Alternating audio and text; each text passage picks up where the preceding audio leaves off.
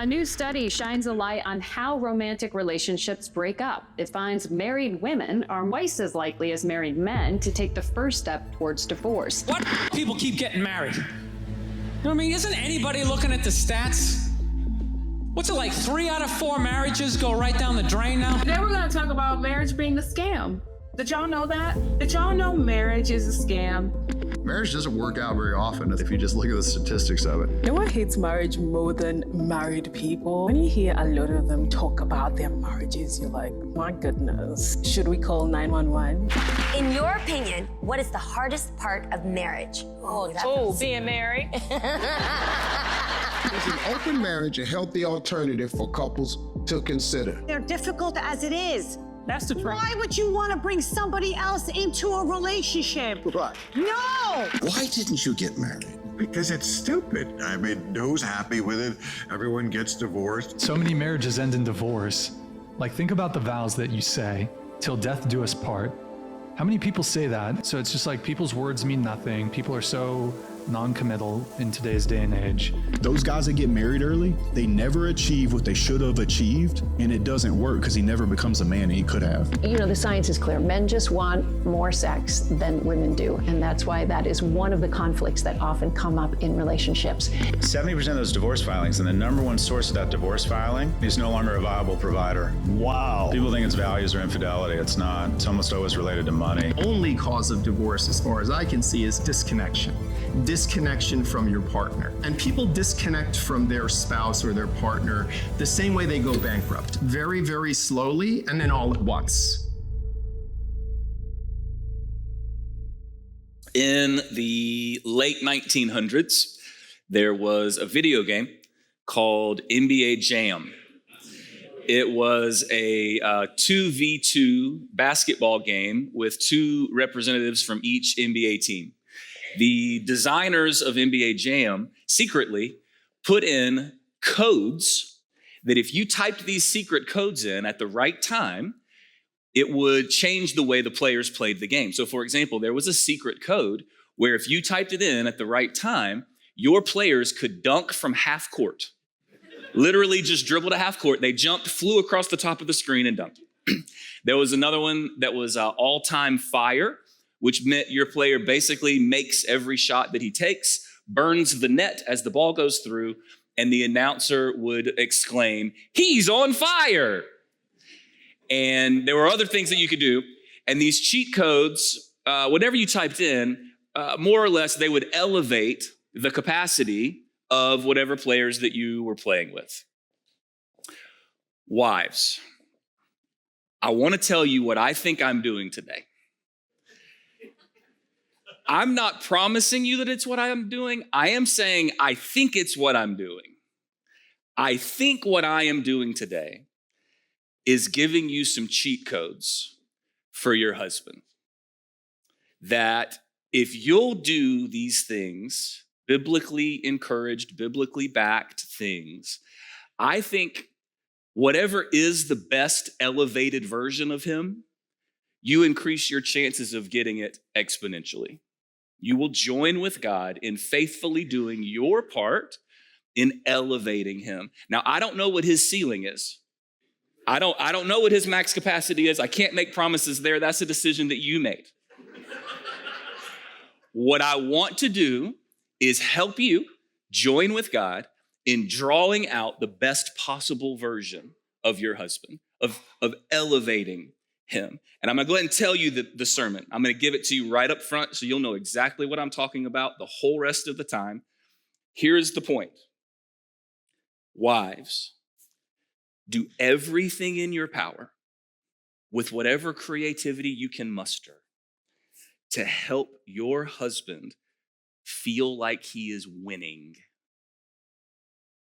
Winning with you, winning with the family, winning in life. Men love to win, and we hate to lose. The least competitive among us would agree. We like to be where we think we can win. We hate being where we think we are losing. And if a man ever thinks there's no way that he can win, that nothing he does matters because he cannot win, he is in a very dark place. But a man who feels like he's winning, well, whatever the best version of him is, that's most likely what you're going to get. This is how princesses turn frogs into princes. If you do these things, will he be able to dunk from half court? No. Over time, might you find him eventually walking around your house saying of himself, he's on fire? Maybe. More importantly, there might be a moment or two where you actually start to agree with him. And that's what we're after. Ephesians 5, where we've been, where we will begin again today. Ephesians chapter 5. Last week, we zoomed in on the husband's instructions to love his wife, to learn her, because she is not a stereotype. She is her own unique individual. And the husband's instructions are to learn his wife and love her in a way that helps her thrive. He is to join God in helping her be sanctified and thrive. He's to have a posture of initiation, to nourish and cherish his wife, again, in joining God to help her become the best version of herself. Today, our focus is on the instruction to wives. This is, it turns out, going to be our last day in this series. We had planned more, but some of the weather cancellations kind of messed up our teaching calendar. So we had to shorten it a bit. We'll finish up today. Ephesians 5, I want to read the whole section again. I know we've read it a good bit, but I want you to get the feel for the whole thing once again as the backdrop for the conversation today. So we're starting in verse 22. I'll read it fairly quickly since we have read this multiple times so far in our series. Paul writing, he says, wives, submit to your own husbands as to the Lord. For the husband is the head of the wife, even as Christ is the head of the church, his body, and is himself its Savior. Now, as the church submits to Christ, so also wives should submit in everything to their husbands.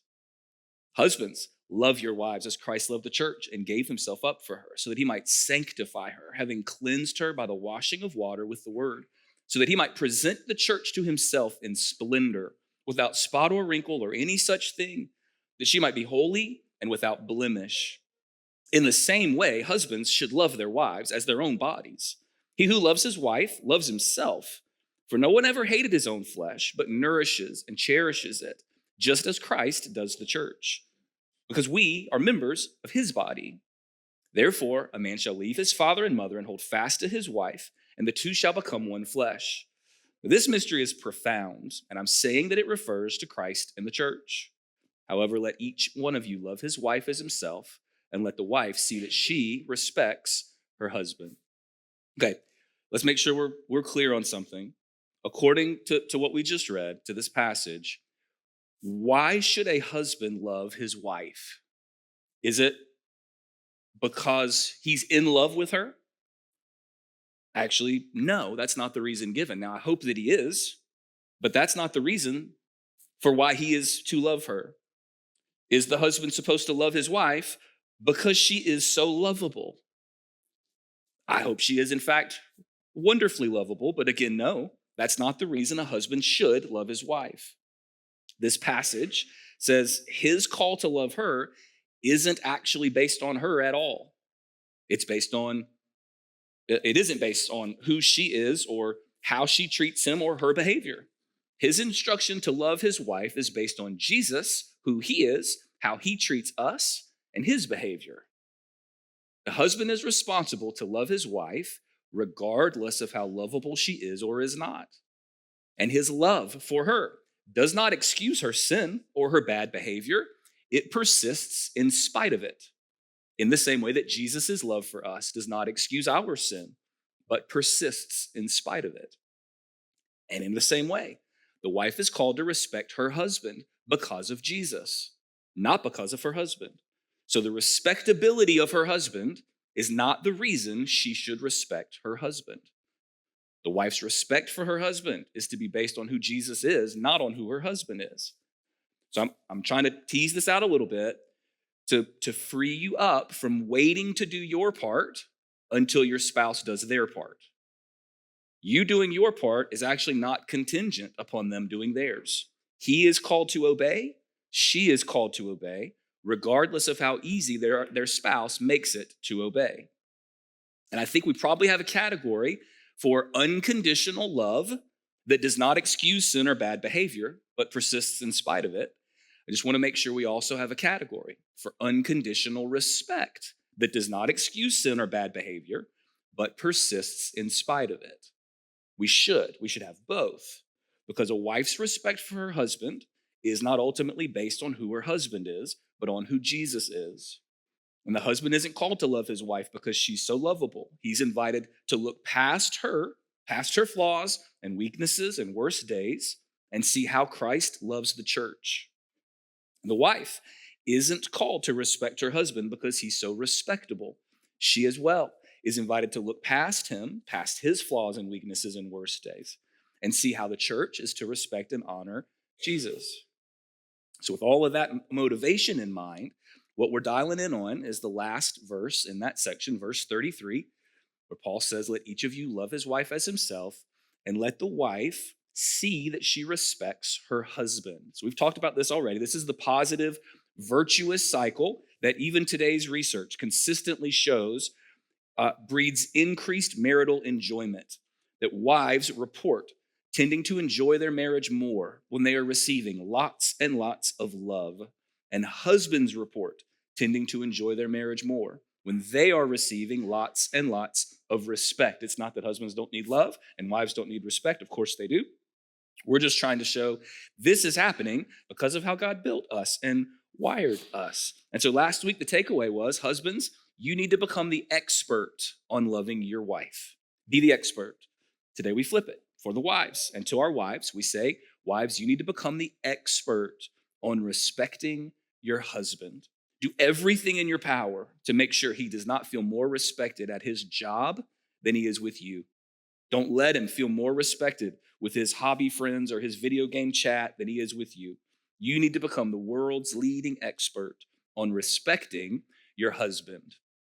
So let's dig in on what it means, what it looks like to respect. So first, just let's notice the language in verse 33, where he says, let the wife see that, see to it. So it's a priority. Orient your life towards this goal in the same way that you would want your husband to prioritize loving you. So the word respect, some other English words that kind of come around it would probably be words like honor, esteem, admiration. And if you've been following with us with this series, you know this connects directly to how a man is designed. He's built with a primary relationship to the ground and to the value of what he accomplishes and produces, what he builds and protects. So you might think of respect as a recognition of value. It's treating your husband as someone of weight and importance. It's acknowledging the strength that God gave him to use for good and the value that he brings. So his masculine design means that he wants you to be impressed and appreciative of what he can do. This is a primary way that you can move the needle for him when it comes to how much he enjoys you in your marriage. If he senses that he's admired and esteemed and respected by you, it's going to scratch an itch way down deep in his soul. It's going to set him right in the world in a powerful way. And without it, your man is going to walk with a proverbial limp. So learning how to respect your husband is a critical component of being able to do what you signed up for. You married him because he was your person.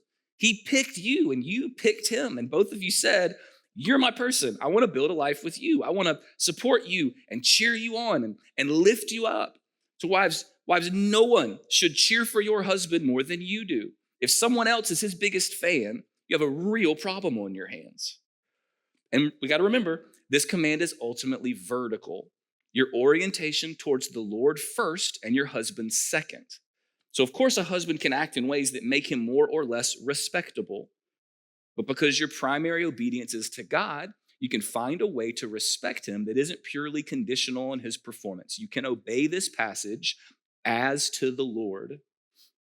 And as we pointed out last week, there's an internal reality and then an expressed reality. There's a matter of your heart. If you don't respect him, you are missing the mark. There's also a matter of perception. Does he feel respected? In the same way that you hope to feel loved, does he perceive your esteem? Because we're aiming for both of those. So I've got 4 practical ways today for wives to respect their husbands. Wives and future wives. I'm not saying that each of these will equally land with your man. He's his own unique individual. I assume he'll resonate with some more than others. I am trying to start a conversation, and I hope it'll be a fruitful conversation. So take these, and you guys need to hash it out and let him react and respond to some of these. So how to respect a husband. Number one, respect him in your expectations of him. In your expectations of him. We need to start here. It's overly simple, but if you miss it, it's almost impossible to move forward. So we got to make sure this is the foundation. Make sure, we've said this already in this series, I want to reiterate it. Make sure you are not viewing your husband as a misbehaving woman. Don't measure his value based on how good he is at things that women tend to excel at. So I give you an example. We've already talked about this weeks 1 and weeks 3. We talked about because of the wiring that God has given to women, the hormonal makeup, all these factors go into it. Women, your ability to sense and be aware of the needs of the people around you, of your people, a lot of times to men feels like superhuman stuff. Like it's just categorically different. So on school mornings at my house, everybody's running around, we're scrambling. I'll make the lunches. We'll do family prayer as we're going to leave, and I'm going to take the kids to school. They'll be kind of walking out and grabbing their stuff. And my wife with each of them will be like, okay, hey, listen, remember in 4th period, you got that test. You're going to nail it because you studied. And then remember after school, you have this, this, and this. So go back and grab that bag because you're going to need that 3 hours after school. And she'll just rattle off all this. Next kid comes down. Hey, remember your friend is having a tough week. So look out for her. Make sure you take care of her. And then remember after school, you've got this, this, this, this, this. And it's just, I'm sitting there in awe, like, how in the world is all of that in there? This is crazy. She's not reading notes. It's wild. So here's what I'm saying. If she looked at me and said, Adam, I will respect you if and when you prove capable of remembering that our 2nd grader needs to have a red shirt on Thursday because it's red shirt day at school. And you can't make a list. I'm doomed. That's literally not something, I'm never going to remember that. And it's just as mean as if I looked at her and said, I will take care of you and love you if and when you prove you can pick up this really heavy box and put it on that super high shelf over there. You would know I was being mean-spirited. It's incredibly mean-spirited. Wives, I'm inviting you to not be mean. If your only metric for admiration is, does my husband do a great job at things that women tend to be great at, then this gentleman has no chance. He's never going to be great at things that women are great at. He can try. He might become competent. If he gets competent, you should praise the Lord. He's never going to get better than competent at that stuff. So you might have seen a lot of conversation online that pops up. My algorithm is ruined researching this series, by the way. I mean, I'm just getting nonsense from every direction at this point. I'm going to have to make a new profile, I think. You've probably seen some chatter out there about mental load, and wives and mothers in particular talking about mental load. It seems like some amount of that is embittered women bonding over how lazy and aloof they think their husbands are. And I'm sure at some times they're completely right. I also think it can sometimes be a misunderstanding of things. So I'll give you an example. One of our pastors told me that early in his marriage, he and his wife were having some friction, and it was normal early marriage stuff. And so finally, they sat down and he said, hey, can I tell you something? I'm not lazy. I'm not a lazy person. It's just that my threshold for when something needs to get done is a little higher than yours. So I'm happy to take out the trash once it's at my threshold of the trash needs to get taken out. I'm more than glad to do that. It's fine. I'm also glad to take out the trash if it crosses your threshold and you just let me know, hey, it seems like it's time for the trash to go out. Got it, on it. But what can't happen is because it crosses your threshold and I'm not doing anything, you think what I'm doing is being lazy and dumping the mental load onto you. That's not what's happening. I'm glad to do household tasks. I, in fact, enjoy getting to serve our family in a lot of ways around the house. My threshold is higher than yours, and we just need to acknowledge that. And I just thought, What a brilliant insight. Oh my gosh, I need to have a conversation with my wife right now. Right now. So if your expectations, wives, are for him to become a competent man, perfect. Let's hold him accountable to that. But if your expectations are for him to be a competent woman, I just don't think that's a winnable game for him. I don't want him in that situation. I don't want you in that situation because he's going to feel like he's losing because he doesn't measure up to your girlfriends and sisters and mom when it comes to things that women are usually better at. It's just a recipe for him to be frustrated and you to be disappointed. So let's make sure we've got the right expectations. Number 2, respect him through your receptivity. Receptivity. Think about the language of this passage in Ephesians. The idea of being grateful and accepting of his initiative. You think about the man's design, how he's wired to want to make things happen and produce results. So at your husband's best, what he deeply wants is for you to believe in him and for you to trust him and for you to thrive and enjoy the life that the two of you build together. For you to be open to his contributions and ideas. He does not want you to just acquiesce begrudgingly. He wants it to be welcomed, for you to soften in response to the things that he does try to step forward and get your crew where they need to get. This is why we've been saying that your responsibility as it relates to his call and your call in its most dumbed down simple terms is let him. Let him. And then based on the conversations that I'm having throughout this series, it seems like lots of wives love when their husband does step forward and provides that initiative. So we just want to make sure the posture is communicating. Here, the posture has to communicate receptivity. And when I say receptivity, I mean the vibe is, I love what you bring and I want more of it. That's the feeling. I love what you bring and I want more of it. Let me tell you what pops in my head when I think about this. You ever seen a wife walk up to her husband and he's standing there and she does that thing where she kind of grabs his arm and sort of wraps around his arm and kind of gets up close? Do y'all know what I'm talking about? Where a wife kind of grabs, holds the arm and pulls in close. They're not holding hands, it's like just grabbing the arm. I heard somebody say one time, if a man's love language is not physical touch, his wife's physical touch is still his love language. And I resonate with that. If somebody comes up to me and they get too close, my brain goes, ew. If my wife comes up and she grabs my arm and comes in like that, my brain goes, why, yes, I am big and strong. Thank you for noticing that. And okay, wives, I don't really care if you do the arm thing. Unless he likes it, then do it every now and then. That's not what I'm talking about.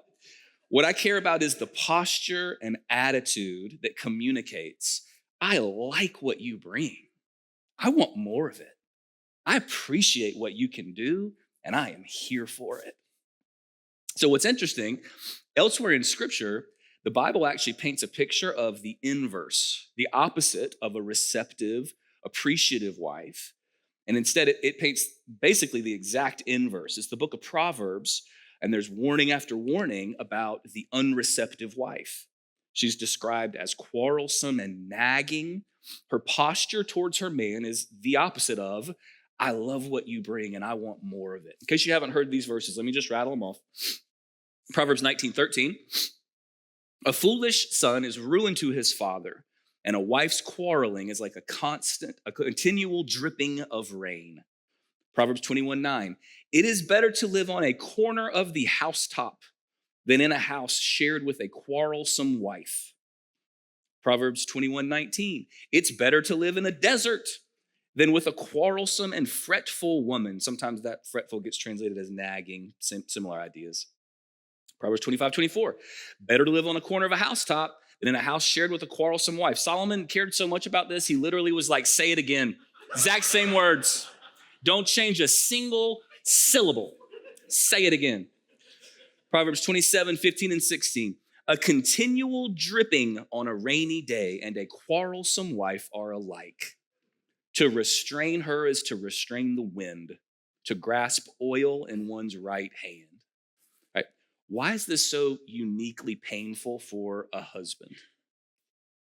Because if a man is designed to build and produce, a quarrelsome wife communicates, you didn't do it right. You aren't good enough. Your effort isn't enough. You don't have what it takes. What you can do and produce, it's not good enough. So it's the exact opposite of esteem.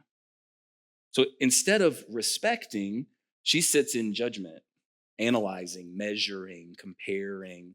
He's always found wanting, losing, failing. So it's deeply emasculating.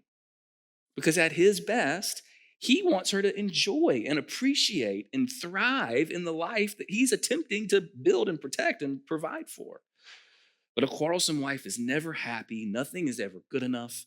Nothing he does is ever good enough for her. She's almost set against him instead of being for him and cheering for him. It's adversarial. And nothing will make him feel more emasculated than if the person he's married feels like she's an enemy or an antagonist instead of a wife and lover. And this wife also represents a breakdown of her feminine design because she can't live in the warm, joyful receptivity that God intended. So she's grumpy and miserable too. So let me give you a couple of notes on receptivity. The first one probably goes without saying, but I'd like to make sure it's said anyway. If, wives, he initiates towards sin, you are not receptive to that. That's a hard no, line in the sand. I am not open nor receptive to sin, period. At the end of that sentence, that's the full conversation that needs to be had. More complicated though, because it usually is. What about, wives, what about he's not initiating towards sin, his idea is just really bad. It's bad, it's not wrong, it's bad. Why would I happily receive and go with an observably bad idea? What about that? I'm glad you asked. Let's make sure we're precise with how we think about it. First, if he's trying to step forward and initiate, we can appreciate that. We can applaud that effort and be grateful for it. Second, sounds like he needs to grow in his leadership ability, because a good leader would have gathered the input and perspective of the other important leaders involved before locking in on something.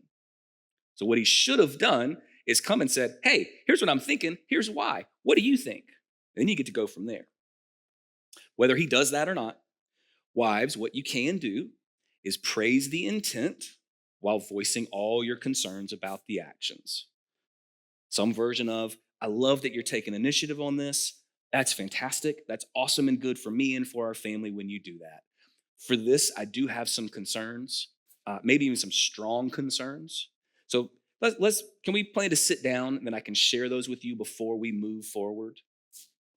So respect and receptivity does not mean withholding the truth of how you feel in a certain situation. Respect actually demands that you be forthcoming about what you're seeing and thinking and feeling. So again, you're the body in the analogy used by Paul in our passage. The body must give the head all sorts of information in order for a person to be healthy.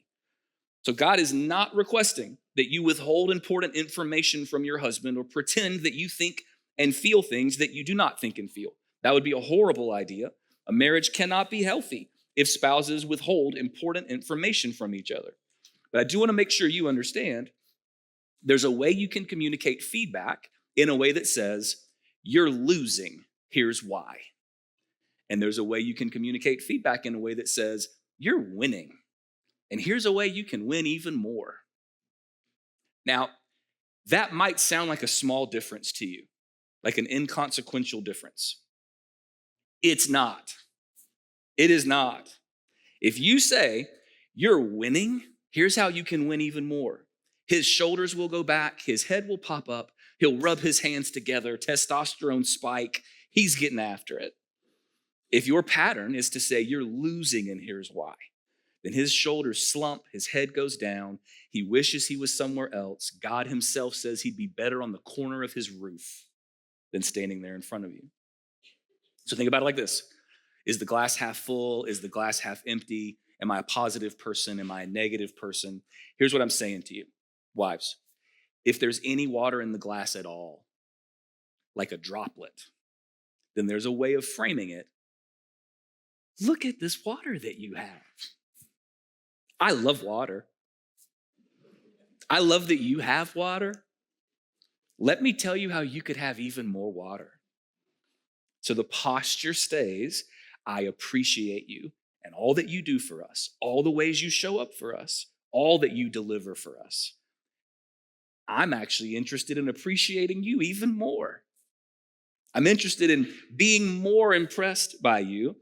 Let me share some ways that you could step into that. So whenever it's possible, you're just looking for things that he's doing well and you're gassing him up. As a general rule, men very much want to do more of the things they're good at, and we love to shy away from things we perceive or are told that we aren't good at. So again, going back to the design from Genesis, men have a deep intrinsic need to be needed, to be relied upon, to contribute. When you highlight the best in him, it's like pouring gas on a fire. It makes him want to do more of those things. So wives, let me give you a couple questions to ask when the time is right based on this idea of receptivity. You feel free to ask way more than this. I'm just going to give you a couple things that I would suggest. First, ask your man when he feels most like he is winning. When does he feel like he's winning in all of life? Specifically, things that you say or do that make it obvious to him that you respect him and he's winning. And then ask him if there are any ways that you make him feel like he's losing or ways that he feels emasculated by you. You may need to let him think on it. That might not be an instant answer for him. Maybe he needs to think and get back to you. If he gives you anything, pay as close attention to that as you would want him to pay attention to your needs. Whatever he gives you is helpful intel as you seek to obey God's word. And the hope is that as you have these conversations, you become more equipped to notice it and catch it and talk about it, and the cycle is positive as opposed to negative. That's number 2. Here's number 3. Respect his desire for you. Respect his desire for you. We're going to pause on Ephesians 5. Look at something else that Paul says to married couples in 1 Corinthians. I think it's important if we're going to have a healthy marriage. This is very connected to love and respect and all of it. So real quick, I'll just show you a little part of this. And this is 1 Corinthians chapter 7, verse 5. Paul says to married people in the context of sex, do not deprive one another, except perhaps by agreement for a limited time, that you may devote yourselves to prayer, but then come together again, so that Satan might not tempt you because of your lack of self-control. So it's telling, I think, that this is a command. The classic pastor joke is that we spend half our time telling single people to stop having sex and the other half our time telling married people to start. So it's not surprising the Bible frames it as the devil can be involved because sometimes it genuinely feels like you are fighting against something. So I know life piles up, and the pattern can be that moms, in particular, wives in general, moms especially, stressed out, touched out, overstimulated. These are major off buttons that can make this feel like an uphill battle. I want you to look at the language and just think for a second, though. When he says depriving one another, and why does God make a rule about this? Because God created our bodies to bond in covenant love. And when you don't, the wife is deprived of emotional connection and feeling wanted and desired and chosen. And when you don't, what's the husband deprived of?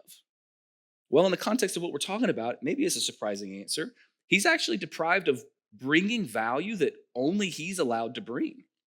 He's deprived of a job only he's allowed to do, of serving his wife in a way only he can, being close to you in a way only he can. Pastor John Piper talks about this passage, and he says, God created sex as a happy competition where a husband and wife are both competing to be the servant of the other's maximum pleasure, a competition to please and serve. And husbands love to compete. We feel like in this category, we win when you win. So life can overload with cortisol, sure, but God gave you a husband to provide a different chemistry, a flood of oxytocin to reset your nervous system. And when he can please you and relieve stress in the way only he's allowed to, he walks away feeling capable and respected and valued. So your enjoyment feels like proof of his value. It sends him into the world with his head held high. And there's science that backs this up. During intimacy, women get a surge of oxytocin. Men have more receptors for a hormone called vasopressin. Vasopressin is a different kind of bonding hormone that rewards teaming up. So men get a spike of vasopressin if our team wins the championship. And our brain goes, vasopressin. And we high five. And it's like, look how good it is when we team up. We make a good team. When the squad goes on the mission and they accomplish the objective and they're like, yeah, we did it. Vasopressin is a high five hormone. This is why men can make friends through an accomplishment of doing something together, not see that person for years and years and years, still feel completely bonded to them. This is what vasopressin does. So it's like a high five hormone that bonds when we accomplish something together. It's what makes us feel connected and bonded and think, look what awesome things can happen when we team up and work together. We should work together more. Okay. Sex is that for him on steroids. It is the ultimate high five. We are bonded. Look what we just did. We should do that more. We make such a great team. It's a massive high five because we teamed up. So wives, whatever it is in your relationship that makes you feel connected to him, known, safe, whatever it is, long walk, deep conversation, it doesn't matter. Whatever the thing is where you're like, I feel connected, I feel safe, I feel known, I'm bonded, this is probably closer to what sex is for him. It's not just scratching an itch or a to-do list item. He doesn't want you to feel like you have to. He wants you to want to. He wants his effort to make you happy. So this looks different in every marriage. Maybe for you guys, it's not an issue at all. But if intimacy feels like a burden or is not mutually enjoyable, do not be resigned to that. Whatever the causes might be, give it your best to sort them out. If there's a way to make it something you both love, that effort is well spent. So wives, see his desire not as a guilt trip, but as an attempt to serve you and a desire to feel connected and bonded to you. That's a good thing. It's a good thing he wants you and only you. So do whatever you can to make this area of your life together feel like he's winning. All right, last one. Hang on. All right, sorry. Number 4, respect him with your words.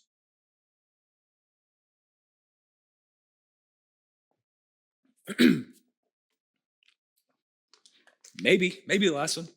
Maybe we're just done.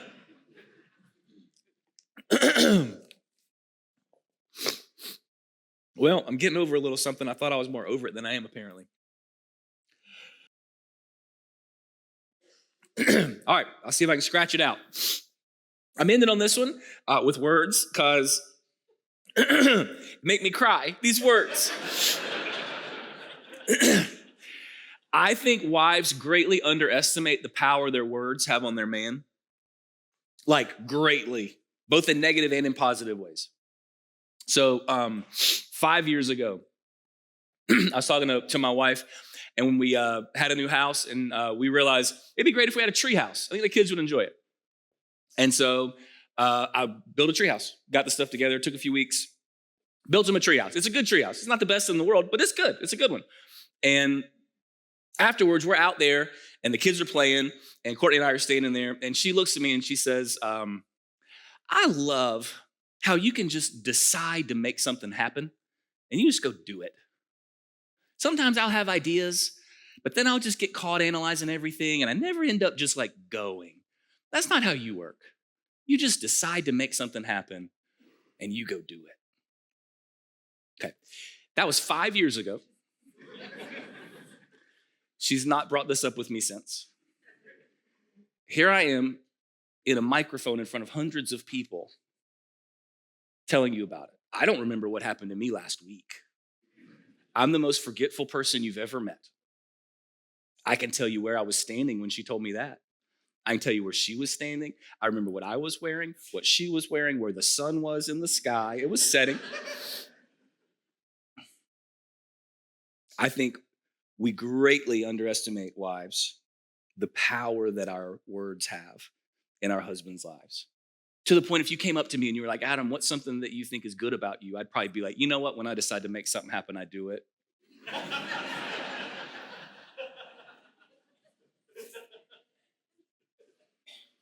So this is a very silly example, but I think it proves the point. You wives, you almost definitely do not understand what you are capable of with your words. To him, about him. Like husbands, what would happen in your insides if you walked up and one of your wife's female friends was like, hey, your wife was just bragging on you. She told me all about that thing that you did, how you knocked that project out, how that promotion, that thing you did to make your family awesome. That was great. She couldn't stop talking about it. Like at some point, are you like, yeah, just if you can repeat that for the recording. I've been looking for a new alarm sound, and this is going to be what I wake up on. Or if you pulled up to your in-laws and you hop out of the car and in-law comes over to you, husband, and is like, hey, she told us how you stepped in and you took care of that situation. I'm so thankful that you were there to handle that for them. Great job. If at the dinner table one night, mom's just like, hey, can we pause and just thank dad? He's killing it out there. He's doing so much for us. He's taking care of us in this way, in this way, in this. I just want to make sure he realizes how much we appreciate that God gave him to us. Any of this sound delightful to the gentleman in the room? I'm getting choked up. Wives, I have a potential homework assignment for you. This is something that our two-notch church pastor, Aunt Frederick, has done with married couples before. Those of you who just did the marriage cruise, you'll recognize it. Here's the assignment. I really encourage you to do it. It's a free country. You don't have to. I really want you to, though. Here's the first part. Wives, you're going to sit down, and you're going to just pretend, hypothetically, something's happened, and your husband is gone. Aliens have abducted him. Whatever, doesn't matter. He's out of your life. I don't want you to think about what painful emotions you would feel if that happened. And I want to let yourself go there enough where it's not cliche and it's not surface. It's like, no, I really want you to think on it. Maybe sad, confused about how to continue, worried about money or stability or companionship. Maybe you would miss the times that he comforted you or shielded you from something difficult. You'd worry about who's going to be your IT person or cut the yard or fix the toilet, or I don't know what he does. But what does he do that you appreciate? What does he provide? What value does he bring? And listen, value is about how much something is worth to you by considering what your life is like without it, what it would be like without it. We're not talking about appreciation as assessing how much it was done above and beyond what you expected. So even if it's below your expectations, it's still there. It's still something that we can highlight. You're just going to write all that down. He just disappears. What all sorts of negative emotions arise as you think about that? Next question, it's similar, it's just flipped. Next, I want you to write down what positive emotions you feel as a result of him being in your life. So the aliens return him. So the first question was, what painful emotions would you feel if he wasn't there? Second question is more positive and happy. What positive emotions do you experience because he hasn't been taken away and because he is there? Does his presence bring relief for what he does for you and the family? Does it make you feel grateful that you have somebody that provides the way that he does? Does it make you feel safe when he's home? Are you happy for your children that they have a dad who's kind and present and trying? Are you grateful that the kids respect his authority at home? Whatever it is. You're going to make that list. And then here's the implementation. When the time is right, you're going to sit with him and you're going to tell him all that stuff. My encouragement is that you sit with him in a way that would only be appropriate because it's you and he's your husband. It doesn't have to be explicit. I don't mean like that. I just mean there's a closeness. There's an eye contact. You're sitting with him in a way that if you saw another woman sitting with him like that, you'd have big problems. And as you sit with him like that, I want you to make it very clear to him what painful things you would experience if he wasn't there. I want you to make it very clear to him what good things you do get to experience because he is there.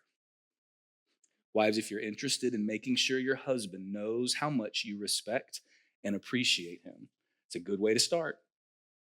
If you're interested in him feeling like he's winning, that's a good place to start. So wives, the assignment is to join with God in bringing out the best in your man, just as he is called to join with God and cultivating the best in you so that we honor each other's design, put on display the love that Christ has for the church, and end up enjoying our marriages way more in the process. Let's pray.